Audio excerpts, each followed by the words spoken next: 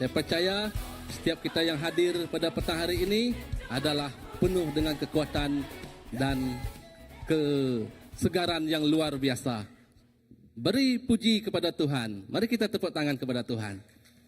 Ya, syukur kepada Tuhan. Oke, untuk kita meneruskan ibadah kita pada petang hari ini, marilah kita sama bangkit bersama. Kita menyerahkan segalanya kepada Tuhan. Karena kasih-Nya yang tidak berkesudahan, yang memampukan kita untuk hadir dan memuji, sujud di hadapan-Nya. Mari kita berdoa.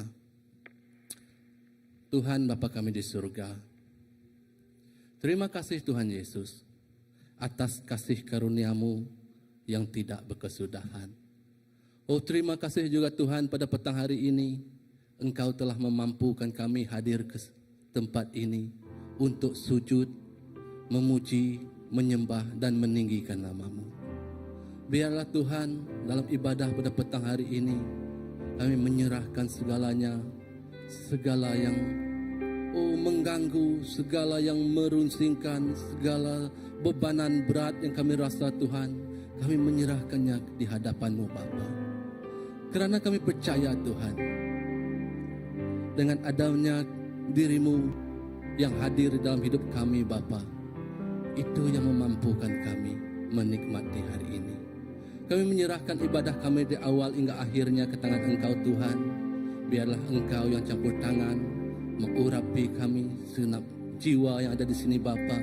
Biar kami fokus, biar kami bersemangat, biar kami mempunyai kerinduan Tuhan untuk memuji dan menyembah-Mu, untuk mendengar firman-Mu dan sebagai pelaku atas firman-Mu Bapa. Terima kasih Tuhan Yesus. Terima kasih Bapa. Kau urapilah segenap kami yang ada di sini Bapa.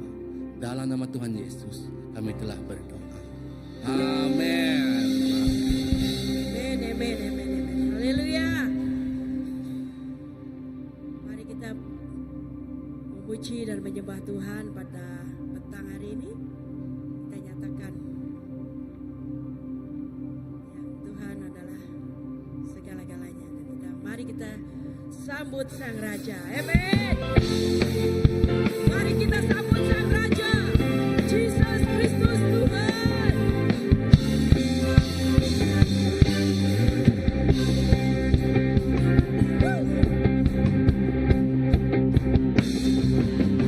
Mari kita sambut Sang Raja. Mari kita puji namanya. Dia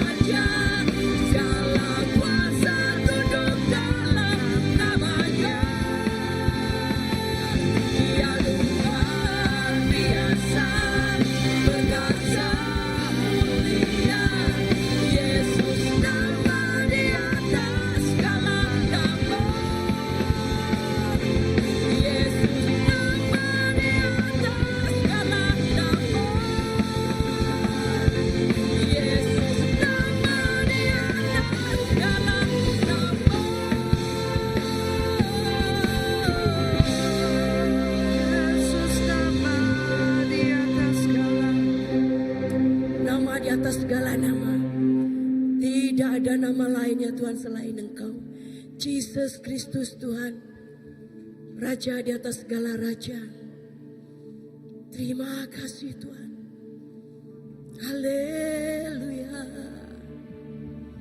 Haleluya. Terima kasih Bapa. Terima kasih Tuhan.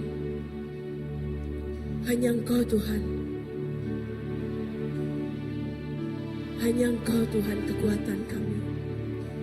Hanya Engkau lah Yesus yang luar biasa. Saat kami datang ya Tuhan, kami percaya Roh-Mu bekerja.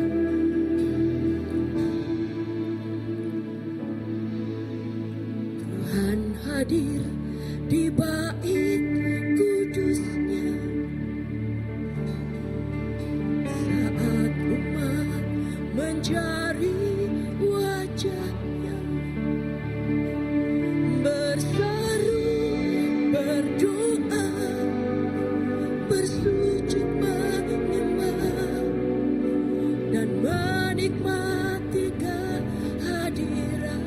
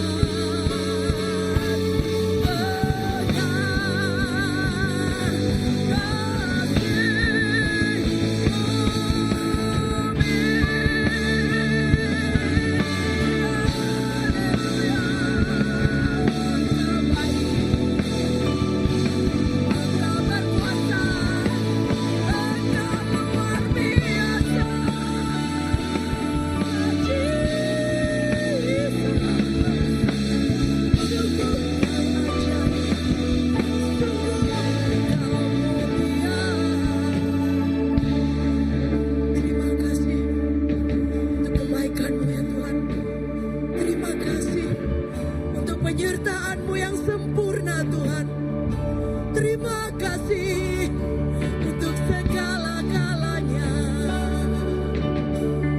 Terpuji namamu ya Tuhan. Kami terus memujimu, kami mau memujimu. Terima kasih Bapa. Terima kasih Yesus.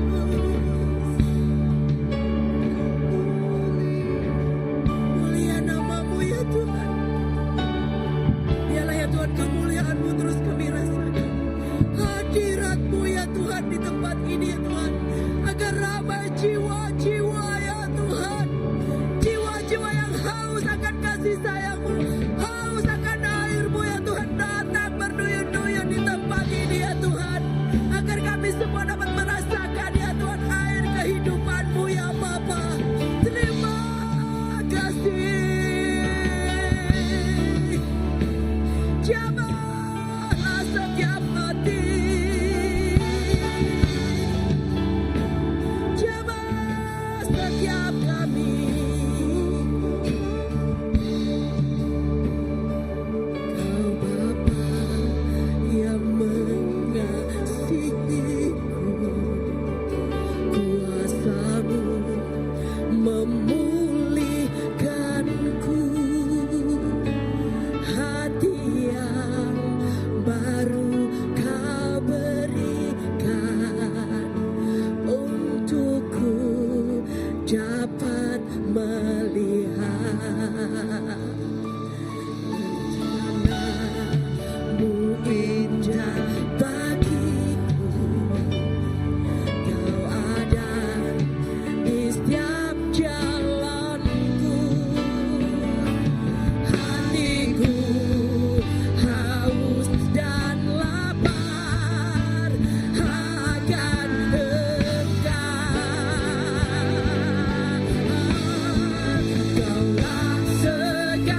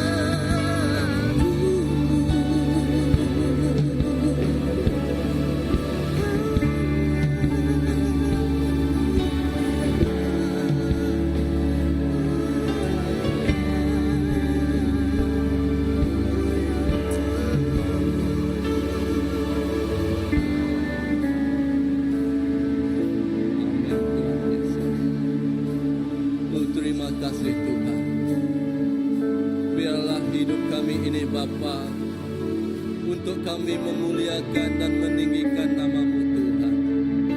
Seumur hidup kami Tuhan, kami ingin berkhidmat di dalam kerajaan-Mu Bapa. Oh Tuhan Yesus, terima kasih Tuhan karena Engkau Tuhan telah mengakui kami ini Tuhan sebagai anak-Mu Bapa. Oh itu memampukan kami untuk mewarisi Tuhan kerajaan-Mu Tuhan.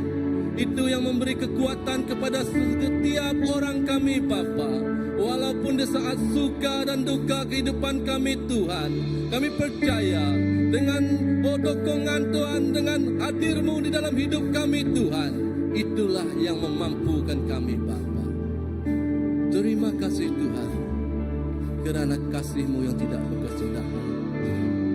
Biarlah Tuhan kami memberi dengan hati yang penuh sukacita, hati yang penuh dengan damai. Kami memberikan persembahan Tuhan yang terbaik di dalam hidup.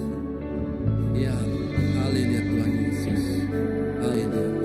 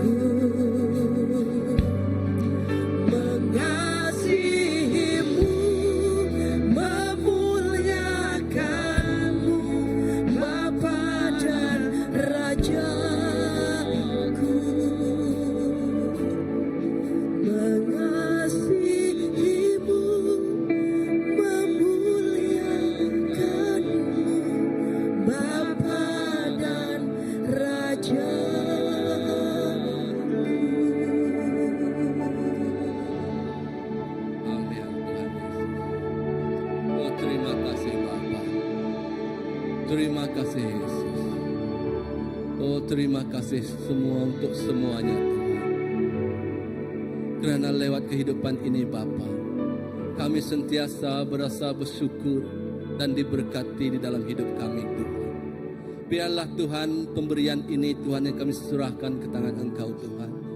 Ya untuk Tuhan memberitakan Injil ke segenap pelosok dunia Tuhan Yesus. Tiada yang terkecuali Tuhan. Tuhan, biarlah juga kami menyerahkan hidup kami sebagai persembahan yang hidup juga Tuhan, untuk kami menjadi saksi-Mu yang hidup di dalam kerajaan-Mu Bapa. Itulah Tuhan yang sungguh menyenangkan hati-Mu Bapa, yaitu kehidupan kami yang betul-betul diubah dan berubah Tuhan, dan menjadi kesaksian Tuhan, aroma Kristus Tuhan ke dalam kepada segenap orang Tuhan Yesus. Terima kasih Tuhan pada tangan yang memberi ataupun yang tidak sempat memberi Tuhan. Walaupun di mana-mana kami memberi Tuhan Yesus, terima kasih karena Engkau terus mengurapi, memimpin dan menjaga kami selama-lamanya. Kami menyerahkan juga Tuhan pastor kami yang ingin berkongsi firman-Mu Tuhan, supaya Engkau mengurapinya Tuhan dengan kebijaksanaan yang dah hadir daripada-Mu Tuhan. Biarlah firman-Mu itu Tuhan, oh firman yang hidup Tuhan, yang hidup di dalam kehidupan kami yang mendengarnya Tuhan Yesus. Oh firman-Mu itulah Tuhan yang akan membentuk kami Tuhan menjadi anak-Mu yang taat kepada-Mu Bapa. Terima kasih Tuhan Yesus. Terima kasih Bapa untuk hari yang sungguh indah dalam kehidupan kami. Di dalam nama anak-Mu Tuhan Yesus Kristus Juru Selamat kami telah berdoa. Amin. Oke.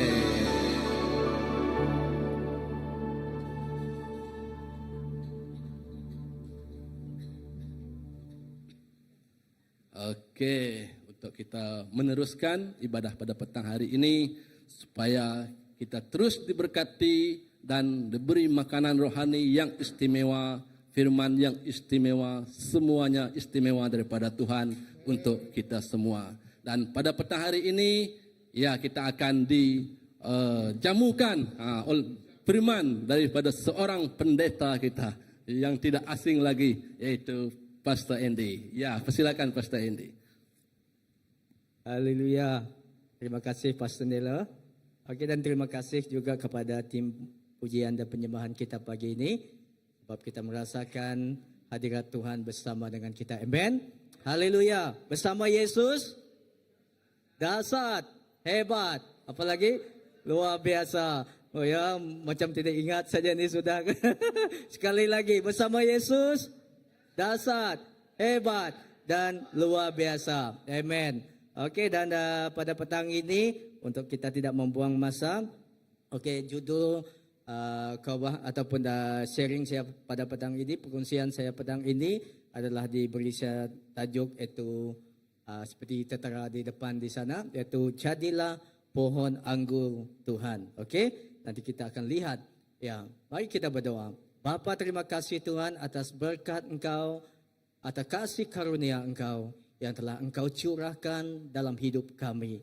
Dan terima kasih Tuhan kerana kasih Engkau kami masih lagi mampu untuk berdiri di tempat ini. Kami masih mampu lagi untuk berada di tempat ini Tuhan. Dan Bapa, kami serahkan seterusnya Tuhan firman Engkau ke tangan Engkau. Dan Tuhan, setiap kami yang berada di sini Tuhan, agar firman ini terus meneguhkan dan menopang setiap kehidupan kami. Terima kasih Bapa, di dalam nama Tuhan Yesus Kristus Tuhan dan Juru Selamat kami telah berdoa. Amen. Okey, ya, saya percaya di dalam kehidupan kita ataupun di dalam sesebuah keluarga atau family itu, keluarga itu, ibu bapa itu dia mempunyai cara tersendiri, ya. Dia mempunyai cara ataupun kaedah ataupun teori tersendiri untuk dia mengajar ataupun untuk dia membimbing setiap ahli keluarga, sama ada itu isteri dia, sama ada itu anak-anak dia di dalam keluarga itu. Amen. Saya percaya semua yang sudah yang ada keluarga dan ada rumah tangga di sini, semua kita mempunyai kaedah kita sendiri. Betul ke tidak? Untuk kita bagaimana kita dapat membawa keluarga kita ini. Okey, bagaimana kita dapat mendidik keluarga kita ini, bagaimana kita dapat mengajar mereka, baik itu mengajar firman Tuhan ataupun mengajar erti-erti moral dalam kehidupan mereka, untuk mereka bukan saja bertumbuh dalam keimanan mereka, bukan saja mereka bertumbuh dalam karakter mereka, bukan saja mereka bertumbuh dalam kejayaan mereka, tetapi dalam setiap aspek, ya. Dan begitu juga kita melihat di firman Tuhan. Kita melihat tentang kehidupan Yesus juga, ya. Kita melihat ketika Tuhan Yesus mengajar murid-muridnya, Yesus juga seringkali menggunakan cara dia. Dia mempunyai cara tersendiri untuk dia mengajar, untuk dia membimbing dan untuk dia melakukan, memuridkan setiap orang yang dimuridkan dia. Ya, dia salah satu yang dia gunakan iaitu menggunakan tentang perumpamaan. Ini tidak asing lagi. Perumpamaan ini, cara ini, kaedah yang ini, seperti ini tidak asing lagi, digunakan oleh Yesus untuk dia mengajar para murid dia pada masa itu dan juga mengajar kita pada masa sekarang. Okey? Terusnya.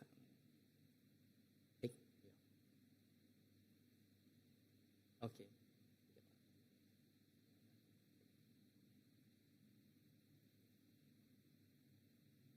Tidak apa. Okey. Ini adalah kerana kalau kita melihat kalau kita lihat di Alkitab ataupun di buku di Alkitab kita, baik apakah bersih apakah, ya, kalau kita melihat kan murid-murid Yesus dia datang daripada pelbagai kelompok, ya. Mereka datang dari pelbagai latar belakang mereka. Kebanyakan murid-murid dia adalah orang yang sederhana, seperti orang yang penjala ikan, menangkap ikan dan seperti itu. Banyak lagi latar belakang murid-murid Yesus pada masa itu. Dan ini adalah bagi dia adalah sungguh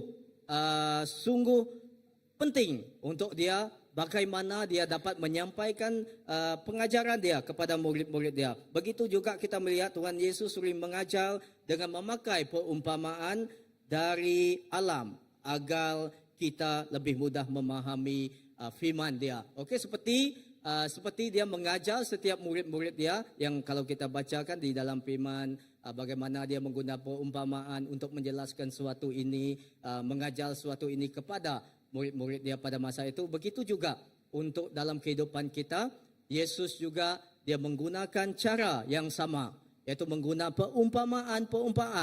perumpamaan baik itu dari alam, baik itu dari benda ataupun baik itu dari segi segala apapun untuk dia menyampaikan ajaran dia kepada kita supaya kita dapat memahami lebih lagi apakah maksud yang dia mahukan dalam hidup kita. Amen. Dan salah satu perumpamaan yang sangat kaya makna adalah tentang pohon anggur ya. Ini seringkali adalah sesuatu yang popular yang kita sering dengar di mana-mana khotbah, di mana-mana sesi pengajaran kita, dan ini saya sungguh suka tentang perumpamaan ini. Dan firman Tuhan nanti yang kita baca di Yohanes 15 ayat 1 dan ayat 1 hingga 8. Walaupun ini sering kita baca, tapi bagi saya sangat rindu tentang firman ini. Ya, kerana dia mengajarkan tentang banyak gaya kehidupan yang dapat kita terap dalam hidup kita. Nah, salah satu perumpamaan yang sangat kaya mana adalah tentang pohon anggur. Okey, pohon anggur sering disebut sebagai perumpamaan hubungan Tuhan dan umatnya. Seringkali perumpamaan tentang pohon anggur ini dia seringkali dikaitkan tentang hubungan bagaimana hubungan kita Tuhan dengan umatnya, ya, pada masa kita dahulu dan pada masa kita sekarang. Okey, seperti di hubungan ini dapat digambarkan kalau di sana seperti dalam kitab Yesaya. Di sini Yesaya, bagaimana Yesaya menggambarkan perhubungan yaitu Tuhan Allah dengan orang-orang pada masa itu, jemaat pada masa itu, orang-orang Israel pada masa itu, yang seperti di dalam kitab Yesaya 5 ayat 1 hingga 2 yang berbicara seperti ini. Biarlah aku menyanyi tentang kekasihku, nyanyian kekasihku tentang kebun anggurnya. Kekasihku mempunyai kebun anggur di bukit yang subur. Dia mencangkulnya, membuang batu-batunya dan menanam pokok anggur pilihan. Saya baca sekali lagi dalam Yesaya 5 ayat 1 hingga 2. Biarlah aku menyanyi tentang kekasihku, nyanyian kekasihku tentang kebun anggurnya. Kekasihku mempunyai kebun anggur di bukit yang subur. Dia mencangkulnya, membuang batu-batunya dan menanam anggur pilihan. Nah, saudara-saudari yang dikasihi dalam nama Tuhan, di sini kalau kita lihat dalam bahagian ini, kita melihat di mana Yesaya, yaitu dia menyampaikan sebuah nyanyian tentang kekasihnya, yaitu tentang kebun anggur miliknya, milik kekasihnya, yaitu Allah. Ya, yaitu Allah. Manakala kebun anggur itu digambarkan sebagai orang-orang Israel pada masa itu. Ya, ini adalah cara Yesaya untuk menggambarkan, mendefinisikan ya bagaimana itu perhubungan, kedekatan hubungan yaitu Tuhan dengan umatnya. Ya, ini menggambarkan bagaimana kedekatan kita sebagai anak dia. Menggambarkan tentang bagaimana kita ini akrab dengan Tuhan kita. Yesaya menggambarkan betapa kedekatan hubungan Tuhan dengan umatnya seperti kekasih. Nah, kita ini adalah kekasih dia. Semua kita kekasih dia. Dahulu sebelum kita mengenal Tuhan, kita menjadi kekasih dia. Ya, kita menjadi apa? Kita menjadi musuh dia. Ya. Tetapi lepas kita mengenal dia, perhubungan itu, kekasih Tuhan itu membawa kita dekat kepada dia. Dan perhubungan itu bukan sekadar perhubungan hanya mengenali sebagai rakan seperti itu saja, tetapi perhubungan yang dekat seperti seorang kekasih, ya, seperti kepasangan kekasih. Kalau kita lihat burung berterbangan di langit, dia mungkin dia akan tidak pernah berterbang seorang, ya. Burung itu akan berterbang berpasangan, Ya, seperti itu juga dalam hidup kita. Kita tidak akan pernah kesorangan berjalan di dunia ini. Kita berjalan bersama kekasih kita, yaitu Yesus. Amin. Dan saudara, dari pohon anggur kita dapat belajar banyak tentang hubungan kita dengan Kristus. Tanggung jawab kita sebagai murid dan proses pertumbuhan rohani yang dikehendaki Allah dalam hidup kita. Nah, dan hal-hal ini dijelaskan di Injil Yohanes pasal yang ke-15 ayat 1 hingga 8. Okey, saya membawa kita membaca dia. Okey, yang pertama daripada Injil Yohanes pasal yang 15 ayat ke-1 hingga ke-4. Kita bacakan yang pertama, iaitu akulah pokok anggur yang benar dan Bapakulah pengusahanya. Setiap ranting padaku yang tidak berbuah dipotongnya, dan setiap ranting yang berbuah dibersihkannya supaya ia lebih banyak berbuah. Kamu memang sudah bersih kerana firman yang telah kukatakan kepadamu. Ayat yang keempat, tinggallah di dalam aku dan aku di dalam kamu. Sama seperti ranting tidak dapat berbuah dari dirinya sendiri kalau ia tidak tinggal pada pokok anggur, demikianlah juga kamu tidak berbuah jika kamu tidak tinggal di dalam aku. Dan ayat seterusnya, ayat yang kelima, berkata demikian, akulah pokok anggur dan kamulah ranting-rantingnya. Barang siapa tinggal di dalam aku dan aku di dalam dia, ia berbuah banyak. Sebab di luar aku kamu tidak dapat berbuat apa-apa. Barang siapa tidak tinggal di dalam aku, ia dibuang keluar seperti ranting dan menjadi kering. Kemudian dikumpulkan orang dan dicampakkan ke dalam api, lalu dibakar. Ayat yang ketujuh, jikalau kamu tinggal di dalam aku dan firmanku tinggal di dalam kamu, mintalah apa saja yang kamu kehendaki dan kamu akan menerimanya. Dalam hal ini Bapa-Ku dipermuliakan, yaitu jika kamu berbuah banyak, dan dengan demikian kamu adalah murid-muridku. Amen. Kedekatan perhubungan kita dengan Tuhan digambarkan juga di dalam Yohanes pasal yang ke-15 ayat 1 hingga ke-8. Yaitu bagaimana di sana dijelaskan, digambarkan, diartikan di ayat yang ke-7. Yaitu, jikalau kamu tinggal di dalam aku dan firmanku tinggal di dalam kamu, mintalah apa saja yang kamu kehendaki dan kamu akan menerimanya. Amen. Dan sebelum itu, okey, hubungan kita digambarkan sebagai kekasih dengan Allah Bapa kita, dengan Yesus Kristus sebagai anak tunggal dia. Dan bukan itu saja, ya. Kerana kedekatan hubungan kita dengan Tuhan, maka di ayat yang ke-7, ya, jikalau kamu tinggal di dalam aku dan firmanku tinggal di dalam kamu, mintalah apa saja yang kamu kehendaki dan kamu akan menerimanya. Dalam hal ini Bapa-Ku dipermuliakan, yaitu jika kamu berbuah banyak, dan dengan demikian kamu adalah murid-muridku. Amen. Ini dijelaskan dan ini dijanjikan Tuhan di ayat yang ke-7. Saudara-saudari, hari ini marilah kita belajar bersama. Kita temukan bersama. Iaitu saya ingin membawa kita menemukan 5 pelajaran yang boleh kita temukan daripada perumpamaan pohon anggur menurut Injil Yohanes pasal 15 ayat 1 hingga 8. Okey? 5 pelajaran yang kita dapat temukan daripada pohon anggur ini, daripada perumpamaan pohon anggur. Dan yang pertama, iaitu Yesus adalah sumber kehidupan. Iaitu Yohanes pasal 15 ayat yang ke-1. Yesus berkata, akulah pokok anggur yang benar. Saudara, yang pertama yang kita dapat temukan daripada Injil Yohanes pasal yang ke-15 ayat 1 hingga 8 yang kita telah bacakan, iaitu yang pertama kita dapat temukan dalam hidup kita, iaitu Yesus adalah sumber kehidupan. Artinya sumber kehidupan kita iaitu hanyalah Yesus di sana. Maksudnya hanya melalui Yesus kita dapat menerima kehidupan rohani yang sejati. Amen. Hanya melalui Yesus kita dapat memperolehi kehidupan rohani kita yang sebenarnya.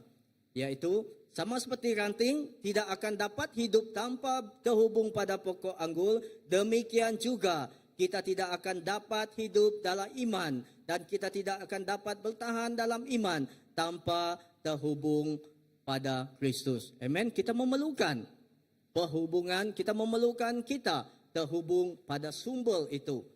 Sumber kehidupan yaitu Yesus sendiri. Kita perlu hidup kita ini untuk kita bertumbuh dalam iman kita. Untuk kita terus kuat di dalam iman kita, kita harus terhubung dengan sumber. Yaitu Yesus adalah sumber segala kehidupan. Yang memberikan kehidupan, yang memberi kekuatan, yang memberikan peneguhan melalui firman Dia, melalui ajaran-ajaran Dia, melalui setiap yang Dia sampaikan dalam hidup kita. Nah, saudara, untuk kita terus bertahan, kita memerlukan sesuatu sumber. Ya, untuk kita terus bertahan hidup, kita memerlukan sesuatu yang dapat menyokong kita. Ya, kalau kita tidak makan dia secara teori yang kita temui, kalau kita tidak makan, bagaimana? Ya, lapar. Ya, kita dapat hidup. Berapa lama kita dapat hidup tanpa makanan? 1 minggu. Kalau tanpa air berapa hari? 40 hari. Pada di Sastra yang ada seminar di Sastra bersama dengan Sikar itu. Okey, di sana ada diterangkan. Kita manusia hanya dapat hidup dalam 3 hari kah? Seperti itu. Lepas 3 hari kalau kita lihat kalau ada bencana kan, apa-apa bencana, tanah runtuh kah, orang tertimbus kah, orang mati lemas kah, karam kah, lepas 3 hari mereka tidak akan membuat opsa macam tu sebab sudah tahu kan mereka akan matilah, tidak dapat hidup. Mungkin segelintir itu mungkin mereka boleh, tetapi mungkin tanpa air kerana semua sistem tubuh kita kan. Betul kan saya nanti kamu ada kalau semua sistem tubuh kita, jantung kita, ini kendi kita, buah pinggang kita memerlukan air. Kalaupun orang itu dapat hidup pun mungkin dia ada itulah banyak komplikasi dalam hidup dia kan, banyak masalah. Ya. Dan tapi kita tahu lah di dalam Tuhan memang tidak ada yang mustahil lah. Tetapi ini adalah fakta lah menurut yang tu. Yang begitu juga dalam hidup kita. Untuk kita terus kuat, untuk kita terus tumbuh dari dalam kehidupan kerohanian kita, kita memerlukan satu sumber. Yaitu Yesus adalah sumber segala yang memberikan kita kehidupan. Okey? Contoh lagi yang kita dapat temui, yang praktikal. Macam tumbuhan kan, bagi orang-orang yang suka menanam sayur, menanam bunga, mereka sebelum mereka menanam sebuah bunga itukah, pokok itukah, sayur itukah, mereka mengkaji terlebih dahulu. Okey, terlebih dahulu berapa lama tumbuhan ini boleh hidup, apa makanan dia, apa yang boleh membuat dia besar. Okey, kalau teori dia secara saintis tumbuhan ataupun setiap tumbuhan, sayur ke apakah, dia memerlukan apa yang dia perlukan untuk terus bertumbuh, terus hidup, iaitu air, cahaya, dua itu kan, dan adalah baja itu tambahan lah kan, dan apa lagi, air, cahaya, itu yang penting. Ya, begitu juga kita memerlukan oksigen, ya, oksigen, air, cahaya, oksigen. Terima kasih. Ya, itu yang kita perlukan. Kita manusia juga kita memerlukan apa? Sumber-sumber untuk kita terus bertahan hidup. Ambil contoh kan, kalau kita lihat di sekarang juga contoh yang lain yang senang juga. Kalau handphone ini dia smartphone. Ya, dia penting berfungsi. Ya, kalau dia tidak kalau 1 hari 2 hari handphone saya boleh bertahan kalau malam ini saya cas, pagi malam ini cas, 1 hari, pagi hari yang seterusnya dia masih lagi. Kalau lepas tu dia tidak akan mati. Okey, sama juga dengan handphone kita. Ya, handphone itu kalau dia ada tenaga elektrik, ada cas di sana, kita boleh pakai dia. Kan kita masih boleh pakai, dia masih berfungsi sebagai handphone dan memberikan kemudahan pada kita. Kalau handphone ini kita tidak cas dia, tidak hubung dia dengan elektrik, bagaimana? Dapat berfungsi ke tidak? Tidak. Benda ini pun kalau dia tidak ada bateri ataupun tenaga di sini pun tidak jadi kan. Jadi seperti itu. Itu adalah gambaran yang diberikan kepada kita untuk kita memahami betapa kita memerlukan Yesus sebagai sumber dalam kehidupan kita. Yaitu sumber untuk kehidupan rohani kita. Yaitu firman Dia dan seterusnya. Dan saudara, apakah hidup kita saat ini sungguh-sungguh tertanam pada Kristus dan melekat sepenuhnya pada Kristus? Yang ini adalah yang pertama, yaitu Yesus adalah sumber kehidupan. Tanpa Yesus, kehidupan rohani kita, kehidupan kita tidak akan dapat bertumbuh. Kita tidak akan dapat bertahan hidup. Tetapi bersama Dia, kita mampu. Karena Dialah sumber segala-galanya dalam hidup kita. Amen. Dan seterusnya, yang kedua, kita lihat di sini. Yang kedua yang kita dapat pelajari daripada Injil Yohanes pasal 15, yaitu kita perlu bergantung pada Yesus, yaitu Yohanes 15 ayat yang kelima. Yohanes 15 ayat kelima berkata, "Akulah pokok anggur dan kamulah ranting-rantingnya. Barang siapa tinggal di dalam aku dan aku di dalam dia, ia berbuah banyak. Sebab di luar aku, kamu tidak dapat berbuat apa-apa." Kedua, kita perlu juga dapat mempelajari betapa kita perlu bergantung pada Yesus. Amen. Saudara, pohon anggur mengajarkan kita tentang pentingnya bergantung kepada Tuhan.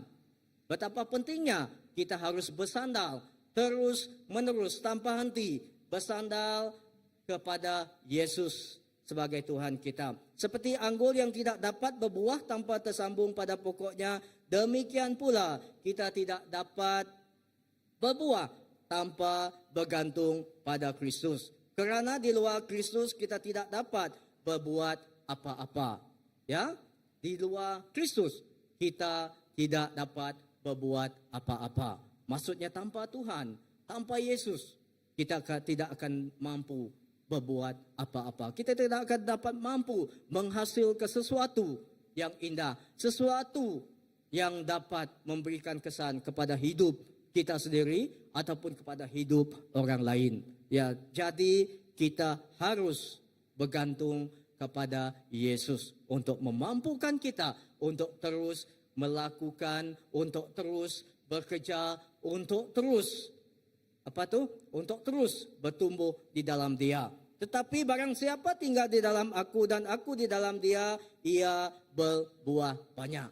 Nah, ini adalah tetapi, dia kata di sana. Tetapi, ini adalah kunci dia. Kata kunci, barang siapa tinggal di dalam aku dan aku di dalam dia, ia berbuah banyak. Hanya di dalam Yesus kita dapat berbuah. Hanya di dalam Yesus kita dapat membuat kehidupan rohani kita terus bertumbuh matang ke orang dia. Oke matang menikah pastor kita itu oke matang semak melihat dia lain kan. Kematangan kita dapat membuat kehidupan rohani kita matang. Ya, firman ini berarti bahwa siapapun yang hidup melekat kepada Yesus dan membiarkan Yesus mengisi, membimbing serta mengubah hidupnya, maka hidup orang itu akan menghasilkan buah, yaitu mungkin buah itu dari segi perubahan karakter, perbuatan baik dan juga dampak daripada kehidupan rohani yang nyata dalam kehidupan kita. Nah, ini adalah buah. Buah itu saudara bukan saja dari segi kemajuan kita, dari segi hasil, bukan saja daripada itu, tetapi juga buah itu boleh dari segi perubahan yang terjadi dalam hidup kita, sikap kita, karakter kita, dan yang memberikan dampak yang baik, yang positif dalam hidup kita. Nah, saudara, kerana kehidupan rohani kita hanya dapat bertumbuh jika kita terhubung erat dengan Dia. Nah, jika kita terus bergantung kepada Yesus, di dalam Dia, kita akan dapat terus berkembang. Kehidupan kita, rohani kita akan terus membuat dapat membawa dampak kepada diri sendiri dan juga kepada orang yang di sekeliling kita. Dan seterusnya. Ya, ketiga. Nah, daripada perumpamaan pokok anggul, ya kita juga dapat mempelajari yaitu perlu dicantas atau pemangkasan untuk pertumbuhan. Ya, untuk pertumbuhan kita memerlukan pemangkasan dalam hidup kita. Begitu juga dalam kehidupan rohani kita. Ya, dalam pertumbuhan pohon anggul, pemangkasan adalah proses yang penting bagi memastikan anggul tersebut berbuah lebih banyak. Ini kerana pohon tersebut jika dibiarkan akan menumbuhkan banyak batang. Okey, kalau kita lihat pohon anggul bagi yang orang yang berminat untuk research dia kan, okey, pohon anggul ini kalau dia mengeluarkan banyak cabang, banyak dahan, makin banyak dahan itu, ranting itu tumbuh, itu yang akan lebih banyak ya ranting itu yang akan makan zat ataupun makan zat lah untuk diperlukan untuk bertumbuh. Jadi bagi seorang yang menanam anggul, dia harus ranting itu dia harus memangkas ranting itu supaya anggul itu pohon anggul itu dia akan dapat bertumbuh atau berkembang dengan baik. Okey? Oleh kerana itu, agar pohon dapat berbuah, harus ada pemangkasan. Batang-batang yang tidak produktif ini harus disingkirkan. Dan hal ini juga merupakan gambaran dari cara Tuhan bekerja dalam hidup kita. Untuk kita terus bertumbuh, saudara, yaitu kita perlu pemangkasan dalam hidup kita. Dalam yang kita lalui dalam kehidupan kita.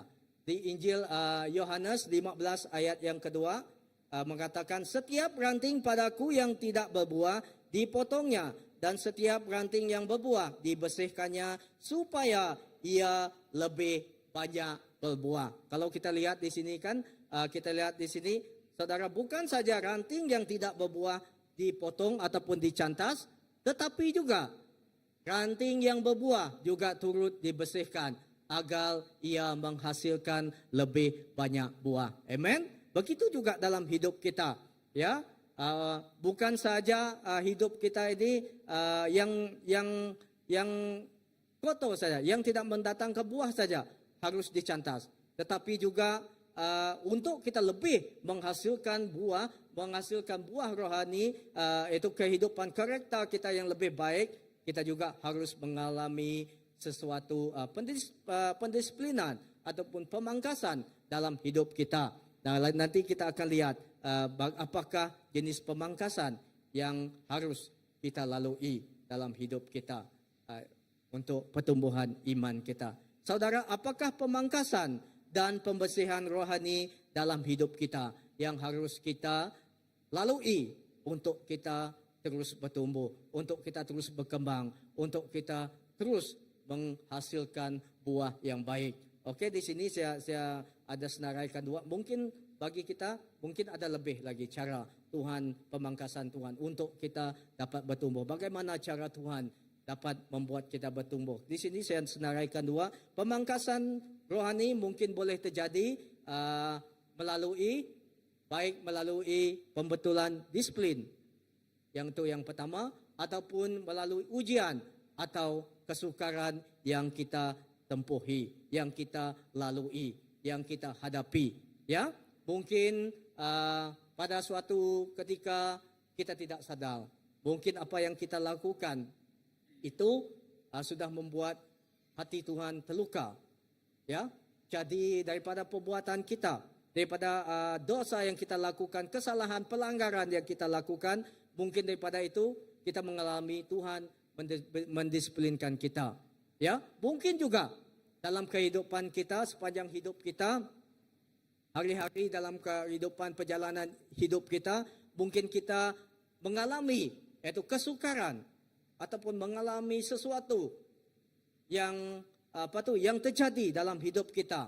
Ya, daripada itulah yang membuat segala itu adalah bertujuan untuk menghasilkan pertumbuhan dan buah rohani yang lebih matang dalam hidup kita. Saudara, setiap disiplin yang dilakukan Tuhan terjadi dalam hidup kita, setiap ujian atau kesukaran yang kita lalui itu adalah bertujuan untuk menghasilkan pertumbuhan dan buah rohani yang lebih matang dalam diri kita. Kalau kita lihat kan, saya tidak ingat di mana tu firman Tuhan mengatakan kalau emas tu kan, ya emas, untuk emas itu dimurnikan atau dilihat tulin kita ini ya bagaimana emas itu seperti emas dimurnikan dengan api yang sangat panas untuk memisahkan kotoran ataupun logam-logam lain, besi-besi lain daripadanya untuk menghasilkan emas yang tulen. Okey, dan begitu juga dalam hidup kita, Tuhan membiarkan kita melalui api, penderitaan, ujian, disiplin dan kesukaran untuk memurnikan iman kita. Amen. Dan daripada ujian, kesukaran yang kita yang kita lalui itu yang membuat iman kita semakin dewasa, membuat kita lebih matang. Ya, senanglah kalau kita dengar orang bercerita kalau mereka sudah dapat melalui, bagi kita senang betul dia alami, tetapi bagi orang yang betul-betul mengalami agak sukar. Kalau kita dengar saja, senang betul dia. Ya, saya pernah berkongsi dengan Uncle Brown. Masa itu dia cari pastor lah. Pada masa itu mungkin sedang saya siapkan tu kan kerja saya di itu dia. Sebab Uncle Brown ni jenis orang yang suka kita tahu lah karakter dia. Dia mempelajari banyak. Dahulu kan saya teringat cerita dia yang juga mengingatkan, dan saya teringat satu cerita kan yang melalui yang ceritakan. Okey, saya teringat dahulu masa kami kan masa kami baru mendirikan rumah tangga. Kami tak ingin membeli rumah pada masa itu. Tetapi kami dengan isteri saya, kami juga turut memohon dengan church member lain seperti dorang tahu perumahan yang dekat Taman Medang dulu 60,000 macam tu, tapi kami mohon kami tidak dapat. Tidak dapat kami pada masa tidak lulus. Dan kami bertemu dengan ejen broker tu itu sister lah pada masa kalau kamu dapat jual ini untuk saya, kamu cari 2 orang untuk saya. Rumah ini tetap milik kamu. Dia cakap, ini saya book untuk kamu. Banyak juga orang yang kami bawa pada masa itu, tetapi masa kami datang, kamu tidak layak. Apalagi 60 ataupun yang lebih daripada bagaimana hidup kita ini adalah ujian. Tetapi pada masa itu saya masih ingat pastor masa itu macam kita, sebab kita kan selalu cakap Uncle Brown, kita tahu macam mana dia bercakap kan, macam mana dia berkata kan, pastor dengan sampai ke Suraya, awak boleh rumah. Okay, kan?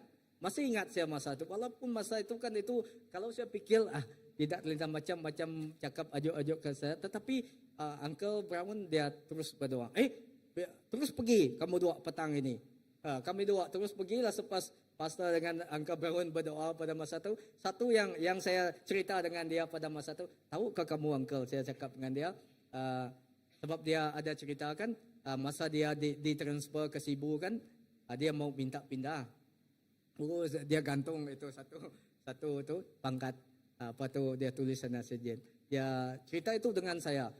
Dia kalau itu yang saya ingat. Kalau saya suka saya claim ini sejen, ini saya dapat. Saya claim ini saya. Setiap apa dia mau, dia tulis di kertas, dia tampal di kertas.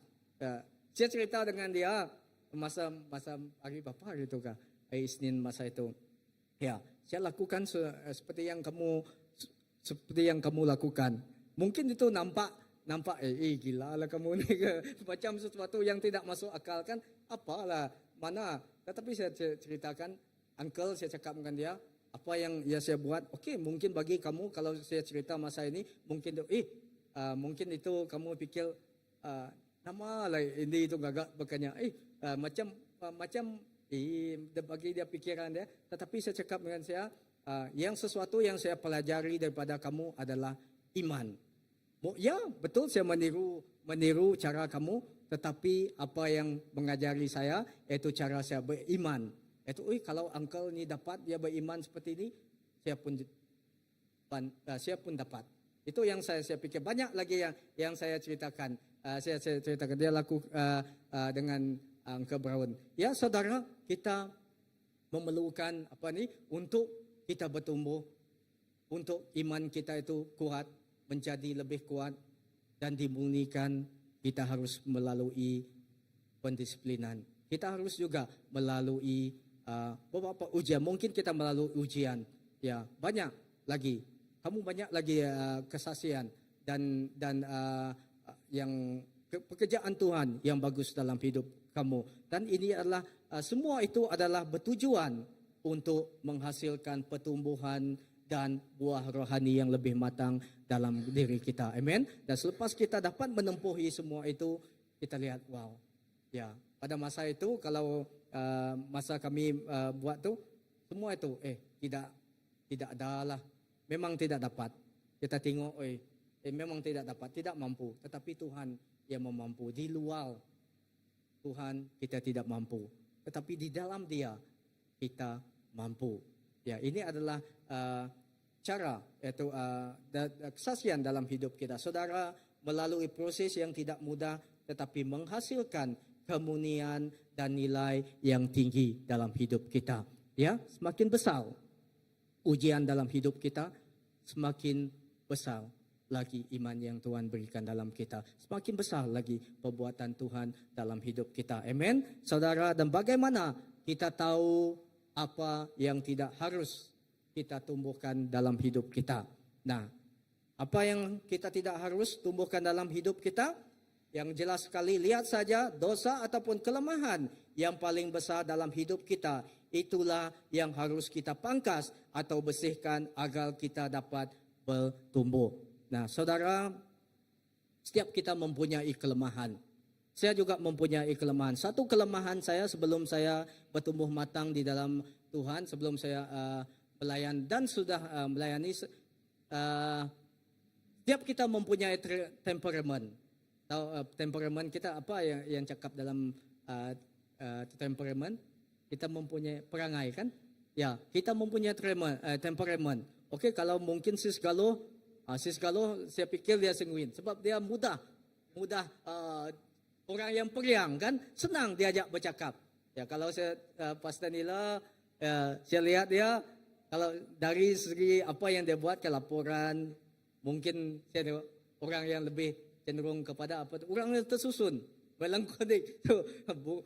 Ya, saya temperamen saya adalah palamitis. Kamu tahu palamitis?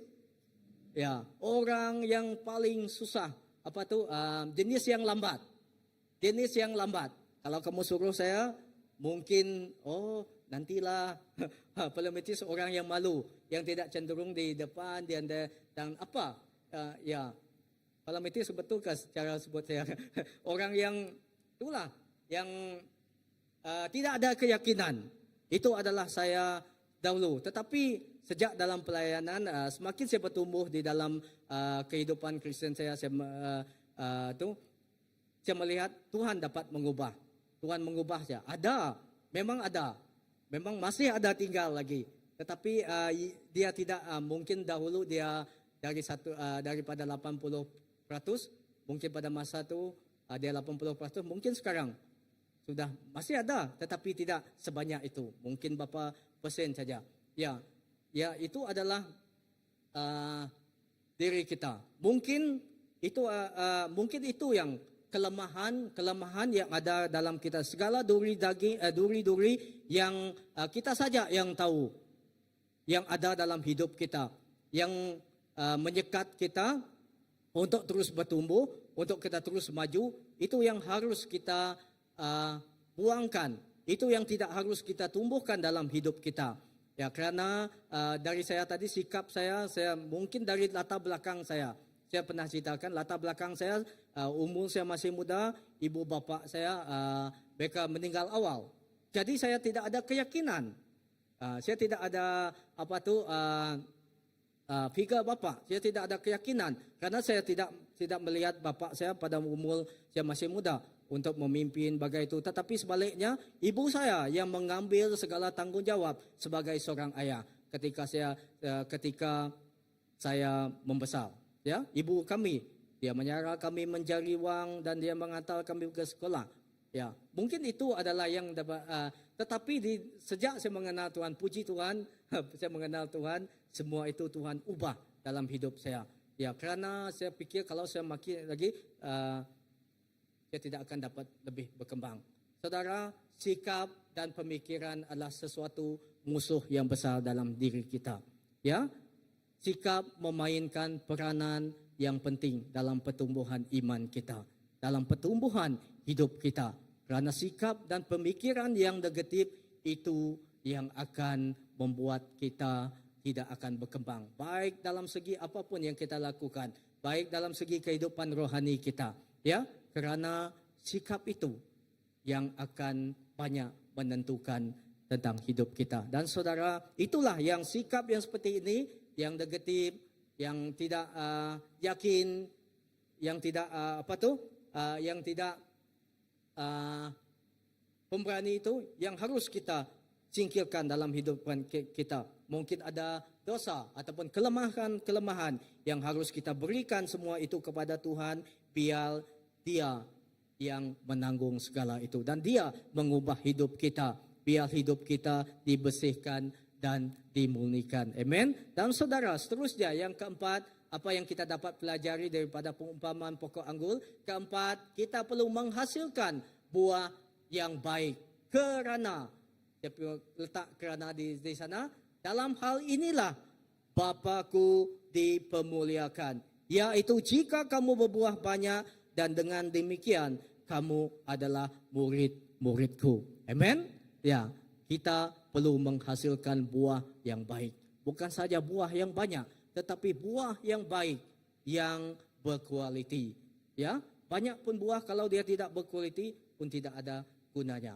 Tetapi firman Tuhan dia mengatakan kita perlu menghasilkan buah yang baik kerana dalam hal inilah Bapa-Ku dipermuliakan. Ini adalah sudah kesemestian bagi kita. Setiap kita yang hidup, setiap kita yang menjadi anak-anak Dia, kita harus melahirkan buah yang baik. Jika kita menanam sebuah pohon anggur, tentu kita berharap untuk mendapat buahnya. Ya, Matius 21 ini adalah paraphrase saya saja.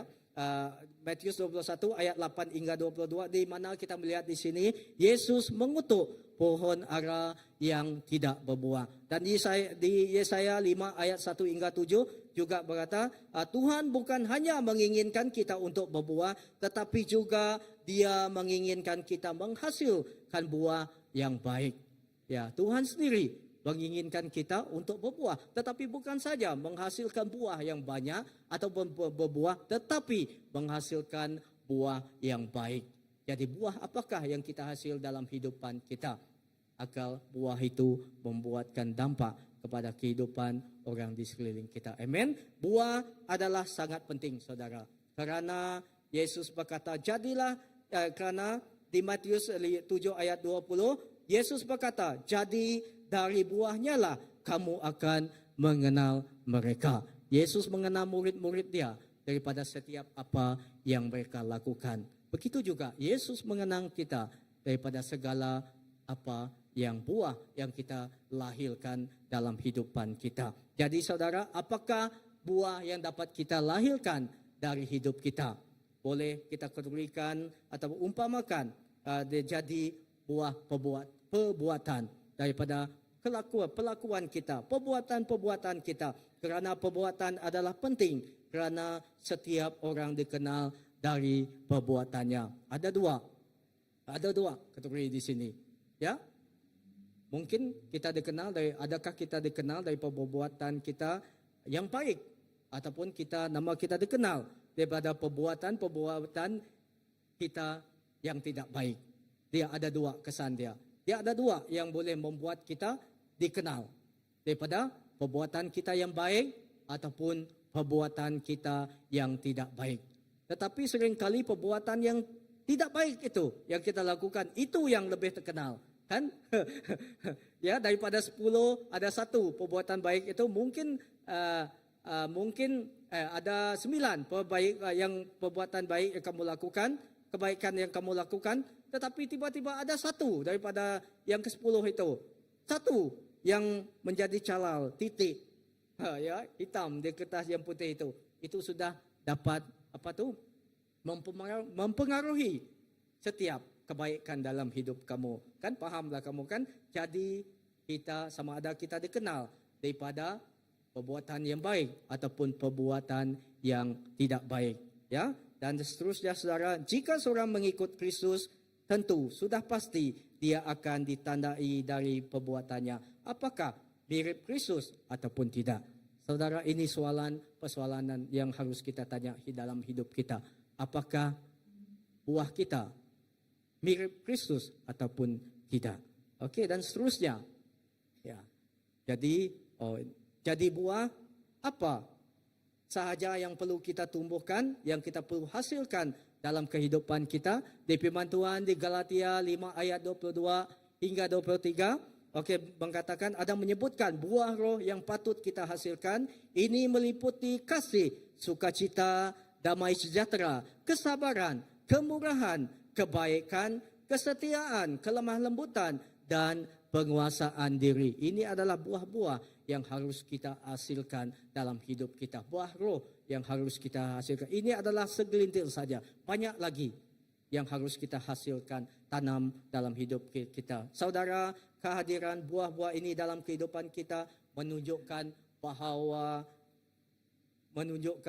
bahwa kita hidup dalam Kristus dan membiarkan Roh Kudus bekerja dalam diri kita. Amen. Dan yang terakhir sekali yang kita dapat pelajari dari perumpamaan pohon anggur dari Injil Yohanes pasal yang ke-15, yaitu pohon dan ranting. Itu menggambarkan kehidupan kita yang terhubung dengan Yesus dan sesama. Bukan saja mengajarkan kita untuk terus terhubung dengan Yesus, tapi juga kita harus terhubung dengan sesama. Sesama maksud dia setiap orang yang beriman. Ya, bukan saja orang yang beriman, tetapi juga dengan orang yang belum mengenal Tuhan. Kerana melalui itu kita akan dapat memberitakan kasih Tuhan kepada mereka. Amen. Saudara, pohon anggur menunjukkan pentingnya persekutuan dan hubungan baik kepada Tuhan maupun kepada sesama. Manakala ranting yang terpisah dari pohon yang tidak dapat bertahan, ini mengajarkan kita tentang hubungan dengan Tuhan sangatlah penting. Namun, komuniti dan persekutuan juga tidak kalah penting. Amen. Ini yang selalu dititik beratkan oleh setiap pastor kita agar dalam hidup kita terpancar aroma Kristus daripada kehidupan kematangan iman kita. Ya, kita menjadikan dampak dalam keluarga kita, community, dan juga gereja kita. Gereja dan kemudian community kita. Amen. Dan saudara, tidak hanya itu saja. Dengan Tuhan kita juga memerlukan orang-orang yang mengasihi Tuhan di dalam hidup kita. Ya, kerana untuk apa? Kita memerlukan orang-orang yang mengasihi Tuhan di dalam kehidupan kita untuk kita dapat belajar bersama dan bertumbuh bersama. Kedua, untuk kita saling menguatkan. Dan firman Tuhan di Ibrani pasal yang 10 ayat 24 hingga 25 berkata, dan marilah kita saling memperhatikan supaya kita saling mendorong dalam kasih dan dalam pekerjaan baik. Janganlah kita menjauhkan diri dari pertemuan-pertemuan ibadah kita seperti dibiasakan oleh beberapa orang, tetapi marilah kita saling menasihati dan semakin giat melakukannya menjelang hari Tuhan yang berdekat. Amen. Marilah kita saling menitik beratkan mendorong satu sama lain. Ya, mendorong satu sama lain dan tidak meninggalkan perbuatan seperti yang kita lakukan seperti ini. Ya, kerana ini Paulus sendiri yang telah memberikan teladan kepada kita. Dia yang dulu mengerjakan suatu ini dan melakukan ini terlebih dahulu. Dan itu harus kita teruskan di dalam hidup kita. Amen. Tidak kira saudara, tidak kira orang itu kuat ataupun orang itu lemah, setiap kita memerlukan orang yang membangun dan orang juga yang mendorong kita. Kita memerlukan satu sama lain untuk menguatkan dan membangun. Ya, selain kita memerlukan Yesus untuk menguatkan kita, meneguhkan kita, membangun kita, kita juga memerlukan setiap orang sesama untuk menguatkan kita. Di gereja kita diteguhkan. Di gereja kita dapat bertumbuh bersama. Di gereja kita dapat melayan di bersama. Dan di gereja kita dapat merasakan situasi sebagai keluarga. Dan situasi ini yang dapat menerima, keadaan yang menerima ini dapat membawa kita seperti kita dapat sama-sama bertumbuh di gereja Tuhan. Amen. Saudara, ini adalah cukup berguna. Bukan saja dengan Yesus, tetapi juga kita harus juga berhubung dengan orang di sekeliling kita. Ya, dan kesimpulan saya, ya, mungkin kita boleh panggil puji sembah kita. Ya, kesimpulan saya di sini daripada ajaran kita pagi ini, petang ini, saudara, jadilah pohon anggur Tuhan. Ya, demikian hal yang dapat kita pelajari dari pohon anggur. Saudara, kita perlu berhubung dengan Tuhan, siap untuk dimurnikan, berbuah dengan baik dan hidup bersama dalam komuniti dan masyarakat. Ya, dalam setiap apapun kehidupan kita, kita harus terus bersandar kepada Tuhan.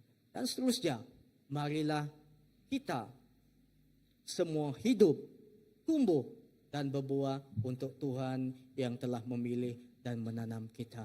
Dan juga marilah kita mengenal Tuhan dengan lebih dalam dan membuat Tuhan dikenali dan namanya dimuliakan melalui kesaksian hidup kita. Amen. Karena dari situlah nama Tuhan dikenal, Injil Tuhan dikenal, dan nama Yesus dipemuliakan melalui setiap apa yang terpancar dari kehidupan kita. Haleluya. Ya. Ya, mari kita bangkit. Saya serahkan ini kepada pastor, ya pastor.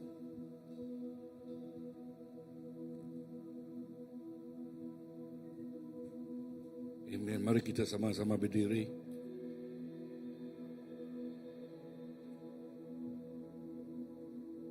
Terima kasih Pak Sandy. Dan waktu kita berdiri, kita menggambarkan di dalam Yesaya pasal kelima tadi, itu seperti kebun anggur yang gagal menghasilkan buah yang manis. Kasih Allah yang dipersia-siakan walaupun Allah menanam anggur itu di tempat yang paling bagus, menyangkut segala batu-batunya. Tetapi kasih itu hanya dipersia-siakan. Tetapi di dalam perjanjian baru dalam Yohanes 15, Yesus ialah pokok anggur yang sempurna. Dan setiap kita yang tinggal di dalam Dia, apa yang dihasilkan oleh Yesus, kita akan menghasilkannya. Sebab apa? Sebab kita bersatu dengan Dia. Sebab apa? Sebab kita seperti cabang bersatu dengan pokoknya. Apa yang ada dengan pokoknya, ada dengan cabangnya. Tetapi setiap cabang yaitu kita, dia mau pangkas cabang itu untuk mengeluarkan buah dengan tujuan kehendak Yesus. Sebab kita di dalam Dia. Setiap cabang dipangkas, setiap kekurangan dibersihkan. Kadang-kadang tidak nyaman. Waktu dia membersihkan kita atau mendisiplinkan kita. Bahkan firman Tuhan kan katakan, anak yang kukasihi, anak itu akan ku disiplinkan supaya mereka sempurna. Ini gambaran yang indah. Ini gambaran Tuhan yang nak menyempurnakan setiap anaknya. Message malam petang ini ialah message supaya kita yang di dalam Tuhan menghasilkan buah sesuai dengan kehendaknya, sesuai dengan kehendak Yesus Kristus. Menghasilkan kasih, menghasilkan damai, menghasilkan sukacita dan pelayanan yang ingin memuliakan Allah kita.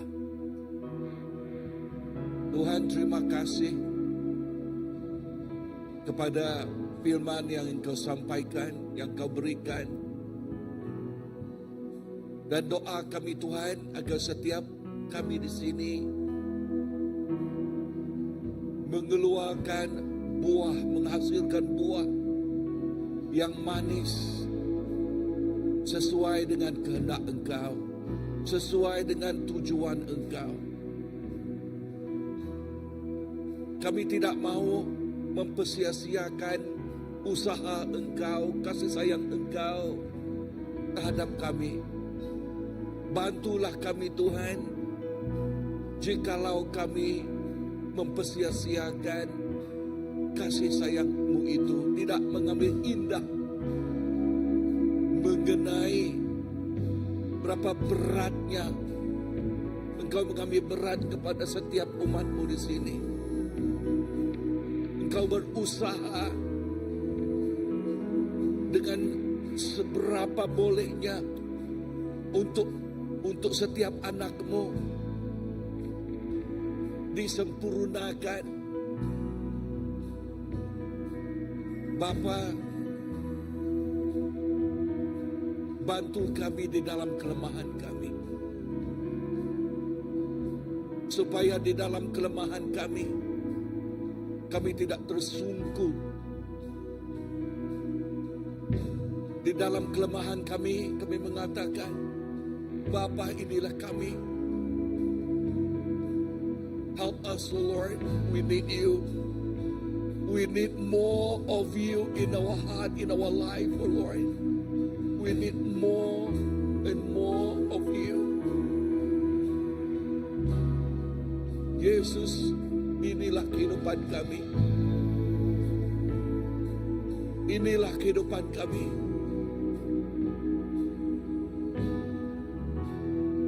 Yesaya itu menggambarkan hasil yang asam, yang tidak mengindahkan usaha Allah Bapa. But your grace is sufficient for us, O Lord.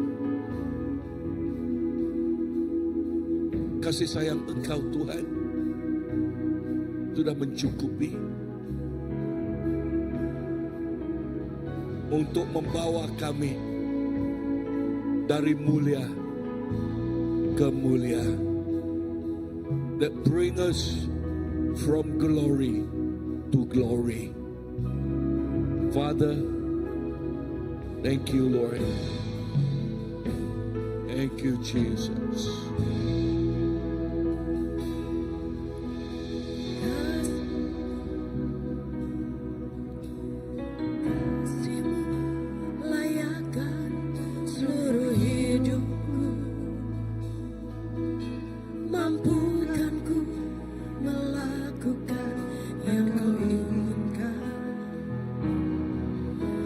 Bisa ku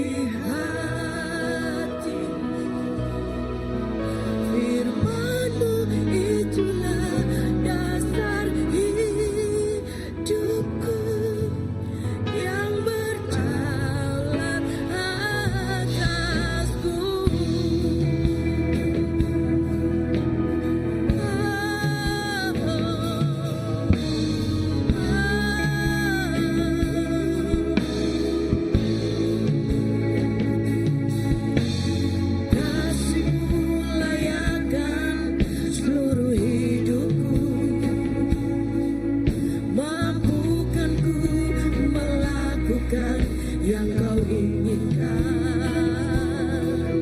Tak bisa ku terlepas, kau menggenggam tanganku, ingin lebih mengenal pribadimu. Ku terhubung denganmu, selalu melekat di hatimu. Firman-Mu itulah dasar hidupku, yang berdaulat atas. Ku terhubung denganmu,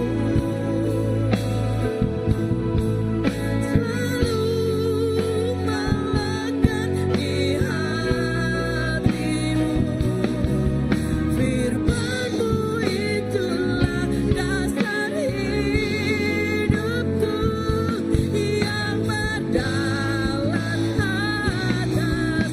Ku terhubung denganmu,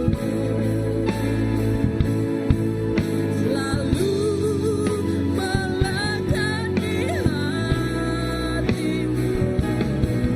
Firman-Mu itulah dasar hidupku, yang berdaulat atasku. Memang benar Tuhan, firman-Mu itu ialah dasar kehidupan kami. Firman-Mu itu ialah menjadi kekuatan kehidupan kami. Dan firman-Mu itu Tuhan Yesus yang memberi kami tinta, memberi kami pengetahuan yang mendalam Tuhan. Dan menyebabkan kami dan juga menjadi suluh bagi kehidupan kami, yang menyebabkan kami tidak pergi ke kiri maupun ke kanan Tuhan, yang membolehkan kami, yang memkukuhkan kami dan membuat kami lebih daripada yang menang di dalam Engkau Bapa. Yesus, terima kasih. Terima kasih Tuhan.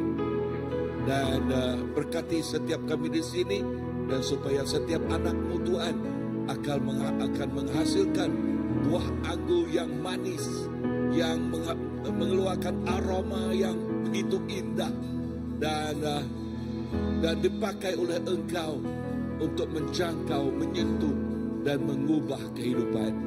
Di dalam nama Yesus kami sudah berdoa. Amen.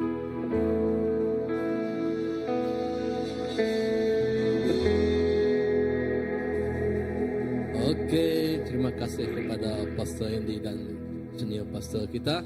Ya, saya rasa semua diberkati. Amin. Ya, puji kepada Tuhan karena semua kita memang seharusnya diberkati. Mari kita ada apa-apa pengumuman yang penting.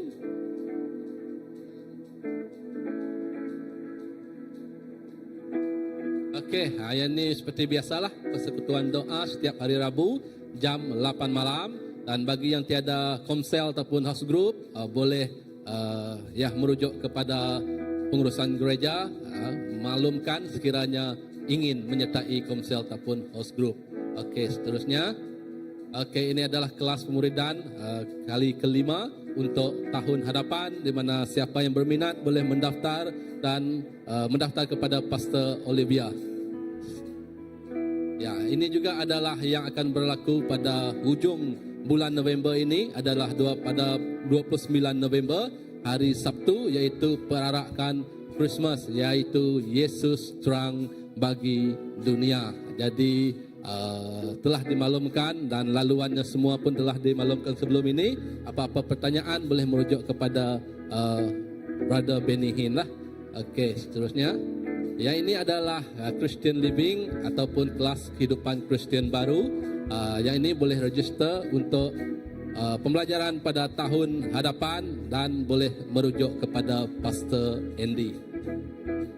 Okey, ini adalah marriage renewal bagi sesiapa yang berminat ataupun yang berhendak untuk memperbaharui perkahwinan ataupun berkahwin bersanding di gereja, boleh mendaftar, maklumkan sebelum pada 6 Disember. Maklumkan kepada siapa? Pastor Andy lah. Okey, seterusnya Oke, jadi itu saja untuk pengumuman kita pada petang hari ini. Saya percaya semua kita diberkati. Mari kita berdoa. Tuhan Bapa kami di surga, terima kasih Tuhan Yesus atas kasih-Mu dalam kehidupan kami yang memampukan kami Tuhan untuk mendengar firman-Mu yang sungguh indah pada hari ini Tuhan Yesus. Kami percaya Tuhan firman-Mu itu mengubah, membentuk dan menjadikan kami sebagai hamba-Mu, sebagai anak-Mu yang taat kepada Engkau Bapa. Tuhan, pembergian kami dari tempat ini Bapa, kami percaya Engkau akan menyertai kami, bersama dengan kami dalam apa jua yang kami perbuat sepanjang minggu ini Tuhan. Kami percaya Tuhan keselamatan hanya hadir daripada-Mu, dan kesehatan juga Tuhan Engkau hadirkan dalam kehidupan kami, dan apa yang kami berbuat Tuhan Engkau yang akan Tuhan, oh Tuhan, memberikan Tuhan semuanya berjalan dengan lancar Bapa. Terima kasih Tuhan atas kasih karunia-Mu. Terima kasih Yesus atas kebaikan-Mu yang tidak berkesudahan dalam kehidupan kami. Terima kasih Tuhan, di dalam nama anak-Mu Tuhan Yesus Kristus Juru Selamat kami semua telah berdoa. Amin. Oke, Tuhan memberkati semua. Sampai jumpa lagi minggu hadapan.